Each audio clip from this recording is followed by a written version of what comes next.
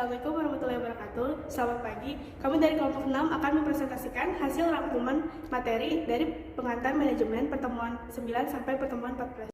Saya akan menjelaskan tentang budaya organisasi. Budaya organisasi adalah nilai-nilai yang dipahami oleh seluruh anggota organisasi dan merupakan aturan berperilaku pada sebuah organisasi. Pentingnya budaya organisasi bagi sebuah organisasi adalah untuk menentukan kesuksesan atau kegagalan pada organisasi tersebut. Karena di era perubahan yang cepat seperti ini, budaya organisasi yang tidak adaptif dapat menyebabkan organisasi tersebut tidak dapat bersaing dengan organisasi lain. Selanjutnya ada contoh budaya organisasi. Yang pertama ada dari PT Wings Group. Perusahaan ini memiliki budaya organisasi seperti bekerja sama secara harmonis, self-challenging, dan bekerja keras sesuai falsafah. Yang kedua dari PT Unilever. Perusahaan ini memiliki budaya organisasi seperti hierarki dan tanggung jawab jelas, budaya perbaiki diri untuk meningkatkan kompetensi, dan yang terakhir, rapat bukan untuk konfrontasi. Selanjutnya ada 7 karakteristik budaya organisasi. Yang pertama, inovasi dan pengambilan risiko. Yang kedua, perhatian pada detail. Yang ketiga, orientasi hasil. Yang keempat, orientasi orang. Yang kelima, orientasi tim. Yang keenam, keagresifan. Dan yang terakhir, stabilitas. Dari gambar di atas, dapat kita lihat bahwa budaya organisasi diturunkan dari filsafat pendiri. Kemudian, budaya tersebutlah yang menentukan kriteria dalam merekrut anggota organisasi nantinya. Tindakan dari tim manajemen puncak yang dapat menentukan iklim umum dari bisa diterima atau tidaknya perilaku-perilaku tersebut. Tingkat kesuksesan dalam mensosialisasikan budaya organisasi tergantung pada kecocokan nilai-nilai staf baru dan nilai-nilai organisasi yang ada pada organisasi tersebut. Selanjutnya ada fungsi budaya organisasi. Yang pertama sebagai identitas. Budaya mengandung rasa identitas untuk suatu organisasi. Selanjutnya komitmen. Budaya memfasilitasi lahirnya komitmen untuk sesuatu yang lebih penting daripada kepentingan individu. Selanjutnya stabilitas. Budaya meningkatkan stabilitas sistem sosial karena budaya adalah perangkat sosial yang membantu menyatukan organisasi. Budaya organisasi dan perubahan. Budaya organisasi harus bersifat dinamis. Artinya harus dapat berubah, stabilitas, dan adaptif. Perubahan dapat terjadi karena faktor lingkungan eksternal dan faktor lingkungan internal. Di sini saya akan membahas materi terkait tentang kepemimpinan atau leadership. Yang pertama ada pengertian dari kepemimpinan. Kepemimpinan adalah proses di mana seorang individu mempunyai pengaruh terhadap orang lain dan mengilhami, memberi semangat, memotivasi, mengarahkan kegiatan-kegiatan mereka, membantu tercapai tujuan kelompok atau organisasi. Selanjutnya ada teori kepemimpinan. Teori kepemimpinan ada 3. Yang pertama ada teori karakter. Maksudnya itu karakter-karakter tertentu yang mampu menyukseskan kepemimpinan, melihat karakter, kepribadian, sosial, fisik, atau intelektual yang membedakan seseorang pemimpin dari non-pemimpin. Pemimpin itu dilahirkan bukan dihasilkan. Yang kedua ada teori perilaku. Maksudnya itu dijelaskan mengenai beberapa perilaku yang mencerminkan karakter pemimpin. Ada perilaku spesifik yang terdapat pada seorang pemimpin yang membedakannya dengan non-pemimpin. Ketiga ada teori kepemimpinan situasional. Maksudnya itu kesuksesan suatu tujuan bergantung pada matang tidaknya para bawahan. Maka dari itu, pemimpin diharapkan mampu menganalisis apakah para bawahannya sudah cukup matang atau belum. Selanjutnya yaitu fungsi kepemimpinan. Fungsi kepemimpinan ada 5. Yang pertama ada fungsi instruktif. Maksudnya pemimpin sebagai pengambil keputusan dan pemberi tugas terhadap para bawahannya. Yang kedua ada fungsi konsultatif. Maksudnya bawahan dapat berkonsultasi pada pemimpin untuk mencari jalan terbaik dalam mencapai tujuan bersama. Yang ketiga ada fungsi partisipasi. Maksudnya itu pemimpin mampu mengaktifkan partisipasi para pesertanya sehingga mereka juga turut berpartisipasi dan berinisiatif dalam suatu kegiatan. Yang keempat ada fungsi delegasi. Maksudnya yaitu pemimpin mampu mendelegasikan suatu wewenang kepada orang lain yang memang sesuai dengan tugas tersebut. Terakhir ada fungsi pengendalian. Artinya yaitu pemimpin mampu untuk mengendalikan segala aktivitas bawahannya agar efektif bertugas untuk mencapai tujuan dan tidak keluar jalur. Selanjutnya ada tujuan kepemimpinan. Tujuan kepemimpinan ada 2. Yang satu mencapai tujuan. Kepemimpinan merupakan sebuah hal yang dibutuhkan dalam perusahaan atau kelompok supaya tujuan dapat tercapai. Yang kedua, tujuan kepemimpinan yaitu memotivasi orang lain agar bisa melakukan sebuah hal dengan baik dan memaksimalkan kemampuan. Selanjutnya ada macam-macam gaya kepemimpinan. Gaya kepemimpinan terdiri dari 6. Yang pertama ada kepemimpinan autokratis. Artinya pemimpin yang dominan dalam berbagai tindakan dan juga keputusan yang diambil. Kedua ada kepemimpinan birokrasi. Artinya itu gaya kepemimpinan birokrasi mengatur berbagai macam hal secara sistematis. Yang ketiga ada kepemimpinan partisipatif. Kepemimpinan yang memberikan ruang bawahan untuk berpartisipasi dalam pembuatan sebuah keputusan. Keempat ada kepemimpinan delegatif. Yaitu para bawahan diberikan kebebasan untuk melakukan hal-hal sesuai dengan keyakinan mereka dan dalam mengambil keputusan. Kelima ada kepemimpinan karismatik. Teori ini mengatakan bahwa para pengikut membuat atribusi dari kemampuan kepemimpinan yang heroik atau luar biasa bila mereka mengamati perilaku-perilaku tertentu. Terakhir ada kepemimpinan demokratis. Gaya kepemimpinan demokratis mendelegasikan wewenang pada bawahan, mendorong partisipasi bawahan, menekankan kemampuan bawahan dalam menyelesaikan tugasnya, dan memperoleh penghargaan melalui kekuasaan pengaruh bukan jabatan. Selanjutnya kita akan membahas tentang pengambilan keputusan. Keputusan adalah sebuah pilihan yang lebih dari satu atau dua alternatif. Kemudian, masalah adalah suatu perbedaan antara harapan dan kenyataan. Jadi, pengambilan keputusan adalah mengambil satu dari beberapa pilihan alternatif. Selanjutnya ada keputusan dalam manajemen. Mengambil keputusan adalah merupakan tugas dari seorang pimpinan. Yang kedua, mengambil keputusan diambil oleh pengambil keputusan yang hasilnya keputusan. Yang ketiga, keputusan menimbulkan aktivitas untuk proses manajemen. Selanjutnya, keputusan akan menimbulkan aktivitas akan diakhiri ataupun dimulai. Selanjutnya ada tujuan pengambilan keputusan. Tujuan pengambilan keputusan terdiri dari dua sifat. Yang pertama bersifat tunggal, yang kedua bersifat ganda. Bersifat tunggal maksudnya keputusan yang dihasilkan hanya menyangkut satu masalah saja. Sedangkan yang bersifat ganda maksudnya yaitu keputusan yang dihasilkan menyangkut lebih dari satu masalah. Selanjutnya yaitu proses pengambilan keputusan. Proses pengambilan keputusan terdiri dari 8 tahap. Yang pertama ada tahap mengidentifikasi masalah. Kedua ada tahap mengidentifikasi kriteria keputusan. Tahap ketiga yaitu memberikan bobot pada kriteria. Tahap keempat yaitu mengembangkan alternatif. Tahap kelima yaitu menganalisis alternatif. Tahap keenam, memilih salah satu alternatif. Selanjutnya tahap ketujuh, yaitu melaksanakan alternatif yang telah terpilih. Dan yang terakhir, nomor 8, yaitu tahap evaluasi efektivitas keputusan.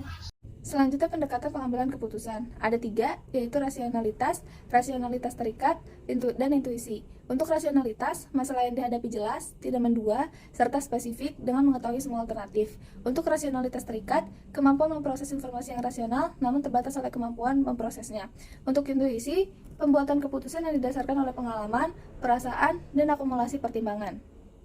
Dalam pengambilan keputusan terdapat jenis masalah. Jenis masalah ini dibagi menjadi 2. Yang pertama adalah masalah terstruktur. Masalah terstruktur merupakan masalah yang lugas, sudah dikenal dan mudah didefinisikan. Yang kedua adalah masalah tidak terstruktur. Masalah tidak terstruktur ini merupakan masalah yang baru atau tidak biasa. Dalam pengambilan keputusan juga terdapat jenis keputusan. Yang pertama adalah keputusan terprogram. Keputusan terprogram adalah keputusan yang berulang dan dapat ditangani dengan pendekatan rutin. Yang kedua adalah keputusan tak terprogram, yaitu keputusan unik yang membutuhkan solusi yang dirancang secara khusus supaya sesuai dengan masalahnya. Selanjutnya, kondisi pengambilan keputusan. Pengambilan keputusan ada kepastian, resiko, dan ketidakpastian.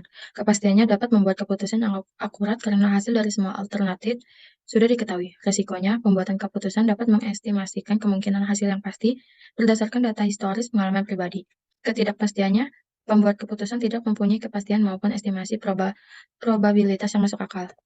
Untuk gaya pengambilan keputusannya ada linear dan non-linear. Secara linear dipengaruhi oleh preferensi orang menggunakan data serta informasi melalui pemikiran rasional dan logis. Secara non-linear dicirikan oleh preferensi orang menggunakan sumber informasi internal dan memproses informasi dengan pencerahan, perasaan, dan pendapatan internal. Saya akan menjelaskan tentang komunikasi. Komunikasi adalah proses penyampaian ide dari seseorang ke orang lain dan proses penerimaan dari ide tersebut. Adapun fungsi-fungsi dari komunikasi. Yang pertama adalah fungsi kendali, yang kedua fungsi motivasi, yang ketiga adalah fungsi informasi, dan yang keempat adalah fungsi ungkapan ekspresi. Selain itu, terdapat bentuk komunikasi. Bentuk komunikasi dibagi menjadi 2. Yang pertama adalah komunikasi antar pribadi dan komunikasi organisasi. Bentuk dari komunikasi pertama adalah komunikasi antar pribadi. Komunikasi antar pribadi adalah komunikasi yang dilakukan antara 2 orang atau lebih secara tatap muka. Komunikasi antar pribadi juga dibagi menjadi 2, yaitu komunikasi verbal dan komunikasi non-verbal. Yang kedua, terdapat komunikasi organisasi. Komunikasi organisasi adalah komunikasi yang dilakukan oleh seorang komunikator dengan sekelompok orang atau lebih. Komunikasi organisasi juga dibagi menjadi 2, yaitu komunikasi formal. Komunikasi yang berlangsung dalam aturan kerja organisasi yang telah ditetapkan. Yang kedua, terdapat komunikasi yang formal, yaitu komunikasi yang tidak terdefinisi secara hierarki organisasi.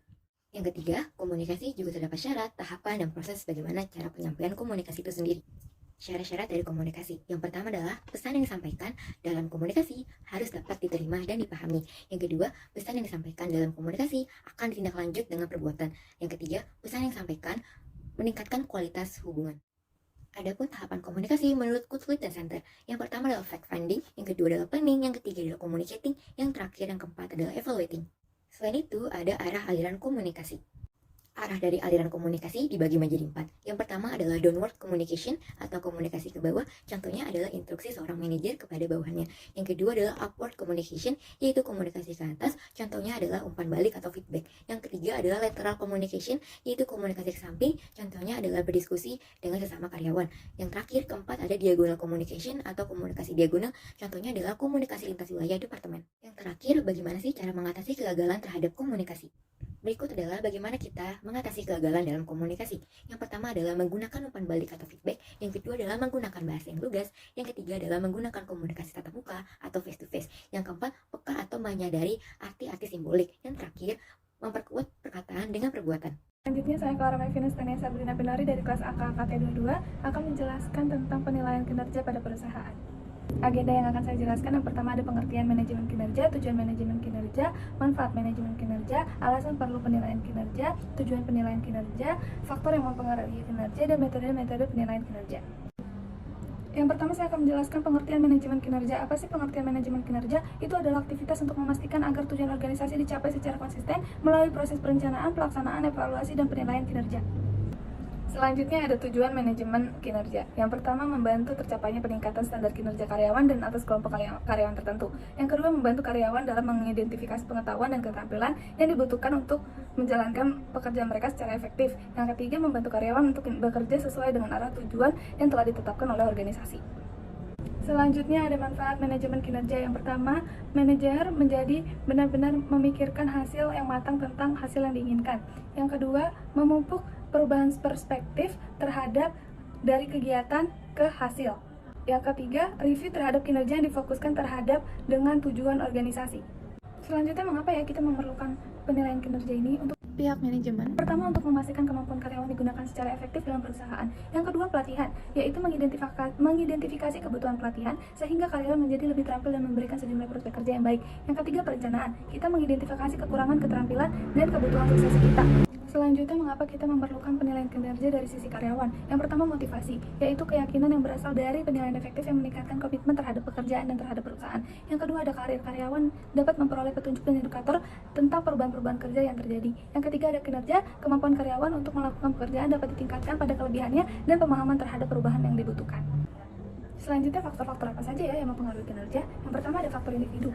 Dari individu orang yang bekerja itu, apakah orang itu pemalas atau orang itu rajin? Jika orang itu rajin, kinerjanya pun akan baik. Jika orang itu malas, kinerjanya pun menjadi buruk. Yang kedua, faktor kepemimpinan. Jika pemimpinnya tidak menunjukkan sifat yang baik, sifat yang rajin, maka bawahannya pun akan memiliki kinerja yang buruk. Sebaliknya, jika pemimpin menunjukkan sifat yang baik, kinerja yang baik, maka bawahan pun akan memiliki kinerja yang baik. Selanjutnya faktor tim kerja. Ada aja lingkungan tim kerja yang toksik sehingga membuat karyawan menjadi malas bekerja, yang membuat kinerja menjadi buruk. Sebaliknya, jika tim kerjanya baik, maka auranya pun positif sehingga mereka jadi bersemangat untuk bekerja dan bersemangat untuk mencapai tujuan dari perusahaan tersebut sehingga kinerja mereka pun baik. Selanjutnya ada faktor situasi. Faktor situasi ini tergantung situasi yang dialami oleh individu tersebut. Bisa saja lagi sakit sehingga membuat kinerjanya menjadi buruk. Sebaliknya, jika sehat pasti kinerja pun akan membaik. Berikutnya ada 3 metode umum dalam penilaian kinerja. Yang pertama, metode insiden kritis. Metode ini memusatkan perhatian manajer terhadap perilaku positif atau negatif karyawannya. Yang kedua, metode grading scale. Metode ini termasuk metode yang sangat mudah. Metode yang digunakan perusahaan ini menggunakan skala untuk menilai kinerja karyawannya. Yang ketiga, ada metode checklist. Pada metode ini, tim HR membuat beberapa pernyataan terkait standar kinerja perusahaan. Selanjutnya, saya akan menjelaskan tentang materi pendelegasian. Pendelegasian adalah proses pemindahan wewenang dan tanggung jawab dari satu pihak ke pihak lain. Pembahasan yang akan saya bawa adalah seperti berikut. Pertama, pendelegasian. Mengapa pendelegasian itu penting atau mengapa pendelegasian itu penting dalam hidup dan kerja satu organisasi? Pendelegasian itu sangat penting bagi hidup dan kerja setiap organisasi. Dengan pendelegasian, pekerjaan keorganisasian dapat berjalan dengan baik tanpa kehadiran pemimpin puncak atau atasan secara langsung. 2. Wewenang. Wewenang adalah hak untuk melakukan sesuatu atau memerintah orang lain untuk melakukan atau tidak melakukan sesuatu agar mencapai tujuan tertentu. Ada 2 pandangan mengenai sumber wewenang, yaitu formal. Satu, formal, bahwa wewenang dianugerahkan karena seseorang diberi atau dilimpahkan atau diwarisi hal tersebut. Kedua, penerimaan, bahwa wewenang seseorang muncul hanya bila hal itu diterima oleh kelompok atau individu kepada siapa wewenang tersebut dijalankan. Ketika pendelegasian wewenang, ada kala seseorang yang berada di suatu posisi memiliki berbagai keterbatasan dalam melakukan sesuatu pekerjaan, jumlah pekerjaan serta keahlian yang dimiliki, dan apabila keterbatasan ini tidak dapat ditanggulangi, hal ini akan memperburuk kinerja organisasi. Maka perlu dilakukannya pelimpahan wewenang dan tanggung jawab atau biasa disebut delegation. Ada beberapa sikap terhadap delegasi atau pendelegasian wewenang yang memiliki efek negatif ataupun positif. Pertama, pemimpin sering tidak mendelegasikan tugas karena berbagai alasan. Kedua, pemimpin sering mendelegasikan semua tugas. Ketiga, pemimpin patut mendelegasikan tugas dengan bertanggung jawab. Hambatan-hambatan pada yang diberi delegasi. Pertama, kurangnya pengalaman. Dua, kurangnya kompetensi. Tiga, menghindari tanggung jawab. Empat, sangat tergantung dengan bos. Lima, kekacauan. Enam, kelebihan beban kerja. Tujuh, terlalu memperhatikan hal-hal yang kurang bermanfaat. Sekian dari kelompok kami, mohon maaf bila ada kesalahan dan kekurangan kata. Wassalamualaikum warahmatullahi wabarakatuh.